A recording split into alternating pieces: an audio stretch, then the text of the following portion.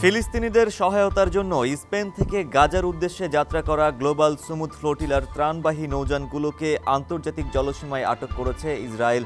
এ ঘটনায় তীব্র নিন্দা জানিয়েছে বাংলাদেশ সরকার। শুক্রবার পররাষ্ট্র মন্ত্রণালয়ের এক বিবৃতিতে এ তথ্য জানানো হয়।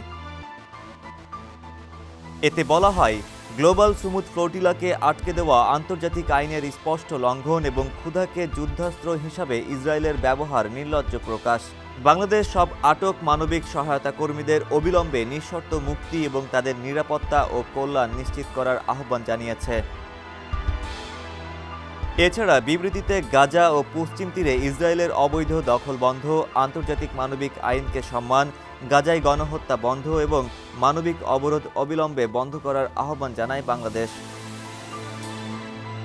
বিবৃতিতে বলা হয়, মানবিক সহায়তা বহনকারী এই ফ্লোটিলা বিশ্ববাসীর ফিলিস্তিনি জনগণের প্রতি সংহতির প্রতীক। ইসরায়েলকে অবশ্যই গাজায় তাদের অবাধ প্রবেশাধিকার দিতে হবে। এই ভয়াবহ দুর্দশা এবং অব্যাহত দুর্ভোগের মুহূর্তে ফিলিস্তিনি জনগণের প্রতি বাংলাদেশের সরকার ও জনগণ অটল সংহতি প্রকাশ করছে বলে বিবৃতিতে উল্লেখ করা হয়।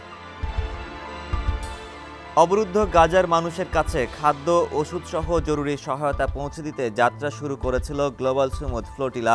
মানবিক সহায়তা বহনকারী এই প্রতীকী অভিযানে অংশ নিয়েছিলেন বিভিন্ন দেশের শান্তিকামী মানুষ ও মানবাধিকার কর্মীরা।